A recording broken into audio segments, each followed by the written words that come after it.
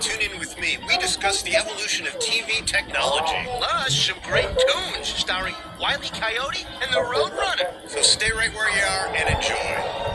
What's up, Doc? Be very quiet. For a succotash. It's Tune In with me. Hey, folks, welcome to the show. I'm Tony the Tuna, and he's Bill. Bill, buddy, you doing okay? Yeah, so interesting because it's kind of... Bill! What? Oh, I'm sorry, Toonie. What? What the cop are you doing? I'm really sorry about that. I was just admiring our wall of television sets. You feeling okay, dude? Do we need to call Dr. Abramowitz? No, Toonie. In fact, I'm feeling great. I just thought of what today's show should be all about. You just thought of it right now. Television. Yes, I can say words loudly too. Palindrome. God no. Hey, those rhyme. Those do rhyme. Toonie, today's show should be all about television. Well, we're already on television, buddy. In fact, we're always on television. I know that, Toonie. I'm talking about the history and the evolution of TV technology. Haven't you ever just been staring at our big wall of televisions from different eras and think, hey, we should talk about these? You know what? I have never once had that thought. Well, don't you worry, my friend, because I will tell you all about it. But first, a cartoon, and it's the perfect one to kick off our show. Throughout most of it, Spike the Bulldog hides out in a mid-20th century television set. This is one of the final cartoons Tex Avery directed for MGM Studios. Here it is, Cellbound.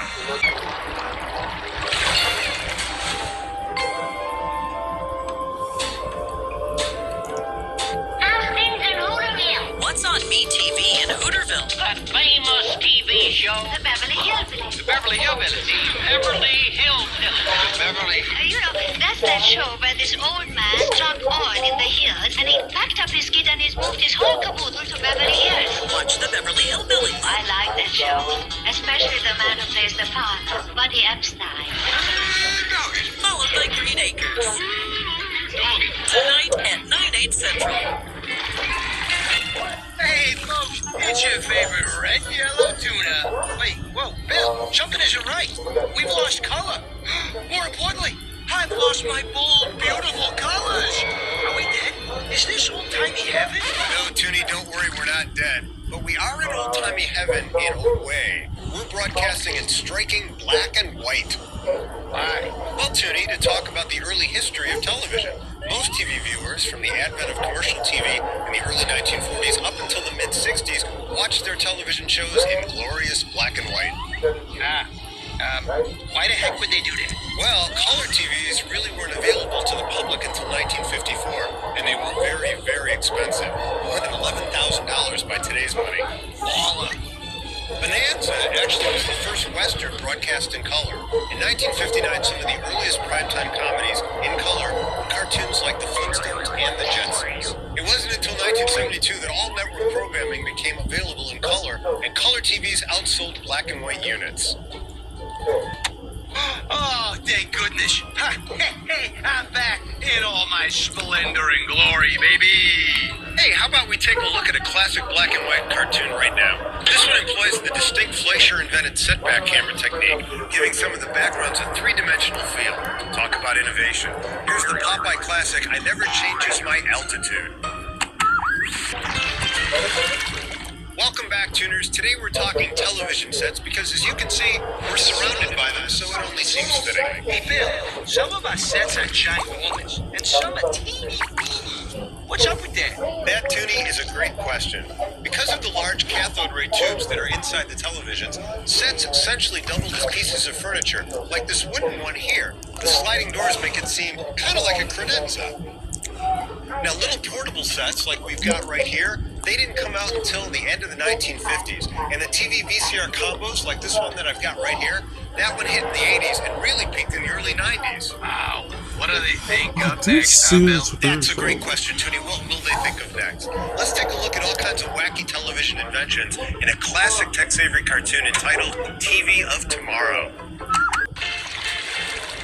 Hi there, tuners. Uh-oh, Toonie. Uh-oh, here we go again. What's wrong? I didn't do it. I think. No, Toonie, it must be the antenna, or the old rabbit ears as we used to call them. Oh, that's a cute name. Sometimes, Toonie, just sometimes, you'd have to fiddle with these babies. Well, it's still not working there, Maestro. No, I guess it's not. Sometimes, Toonie would call for special measures like these tinfoil pieces. Put tinfoil on them? Hold on a second. It's still not working, Toonie. Sometimes you'd have to add a wire hanger to the mix. Hold on. Are you just making this stuff up? No?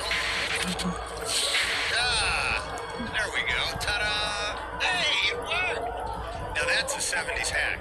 We'll be back with better reception right after these messages.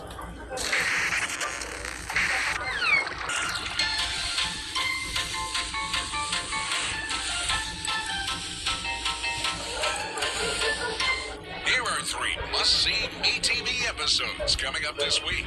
Wednesday night at 7/6 Central. Hot Lips and Hawkeye hook up and break up in this 2-part episode of MASH. Thursday at 5/4 Central.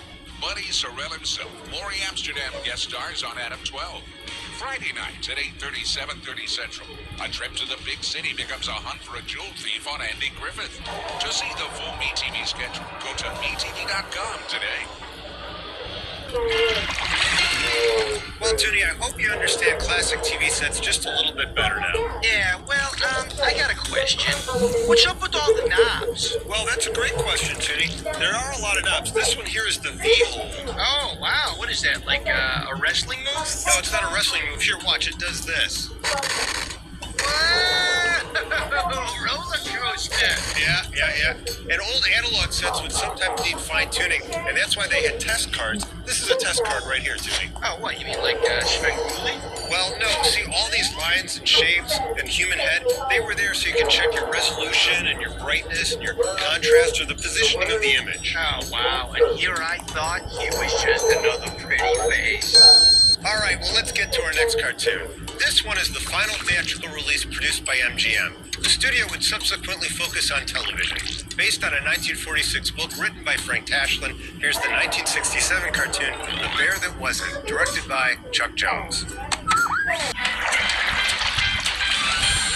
Well, tuners, let's click right into our next cartoon. Whoa, wait. You know what I've always been meaning to ask you? Why do you call your remote a clicker? Well, Toonie, because early remotes like this one would make a clicking sound like this. Listen. Whoa. Easy there, partner. You don't want to break a bone. Oh, Toonie, speaking of bones, the first TV remote that was introduced in 1950 was called the Lazy Bone. Oh, now that's your name. I can understand. I like being lazy. Well, one character who could never be called lazy is Wile E. Coyote, although you can feel sorry for him for never being able to catch the Roadrunner.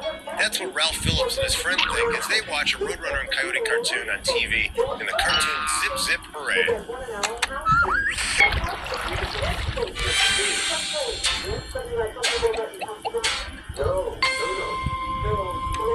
Coming up next, it's Time Capsule Trivia with Mr. Quizzer.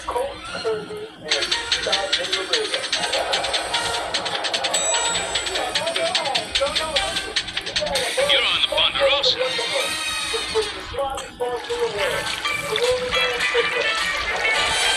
It's time to play Time Capsule Trivia with Mr. Hey, thank you, Larry. Folks, welcome to Time Capsule Trivia, the greatest quiz show on television, according to my mom. And speaking of, here's today's question. A statue of which cartoon character was used by NBC to test their early television broadcast technology in 1928? Was it A, Mickey Mouse, B, Felix the Cat, C, Coco the Clown, or D, Betty Boop? Wow, talk about some animated answers. Well, do you know? Take a guess. Hurry up, because time is almost up. The answer is B, Felix the Cat. During the early days of TV broadcasting, a major challenge was to produce a transmitted image of decent quality. But in 1928, test engineers at NBC decided that a 13-inch tall statue of Felix the Cat, a well-known cartoon character of the day, would be the perfect stand-in to help improve their transmitted image. Why? Because of the cat's high contrast black and white design, and because as Bronza statue, he'd be unaffected by the intense heat from the studio lights. Hey, that'll do it, folks, for Time Capsule Trivia with Mr. Quizzer. Quizzer out! Hey, tuners, thanks so much for tuning your TV sets on to us today. For now, it's bye-bye from Bill. And thanks from the tank. Hey, Tuning, my dad had kind of an interesting channel changer when I was a kid. Oh, yeah? What was that? It was me. He would tap me on the, like if he wanted channel 2, he'd tap me on the back of the head. Please like, share, and subscribe. Ready?